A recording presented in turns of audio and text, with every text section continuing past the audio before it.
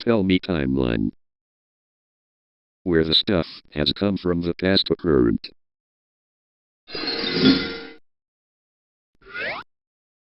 Back in 1541, Spanish conquistador Pedro de Valdivia founds the city of Santiago de Nueva Extremadura.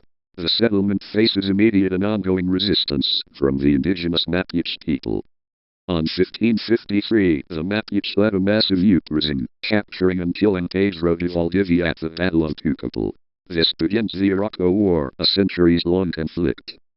On 1598, following the Battle of Curalaba, a major indigenous uprising pushes the Spanish out of all territories south of the Biobío River. On 1647, the Magno Terremoto, Great Earthquake, strikes Santiago, destroying much of the city and claiming thousands of lives. On 1767, the Spanish crown expels the Jesuit order, which had previously held heavy influence over education and culture in the colony. On September 18, 1810, the first government junta is formed in Santiago, launching the Chilean War of Independence from Spain. On February 12, 1818, Bernardo O'Higgins officially proclaims Chile's independence after decisive victories at the battles of Chacabuco and Mape.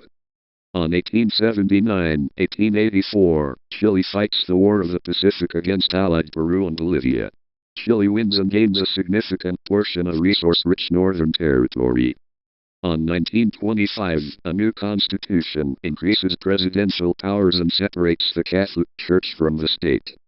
On September 11, 1973, a military coup led by General Augusto Pinochet overthrows the socialist government of President Salvador Allende. This begins a brutal military dictatorship, characterized by severe human rights abuses. On 1988, Pinochet loses a national plebiscite, paving the way for the return of civilian rule. On 1990, Patricio Aylwin is inaugurated as the first democratically elected president after the dictatorship, marking the start of the transition to democracy. On 2006, Michelle Bachelet takes office as Chile's first female president, instituting key social and economic reforms. On October 2019, widespread social unrest, the East Toledo social outburst, erupts across the country over inequality and the cost of living, resulting in mass protests and a push for constitutional change. On 2022, Gabriel Boric assumes the presidency, bringing a new wave of progressive leadership.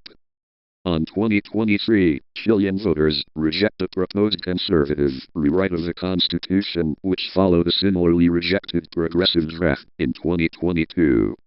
And on 2026, Chile continues to navigate its modern democratic era under the presidency of Gabriel Boric, dealing with ongoing economic, social, and environmental challenges.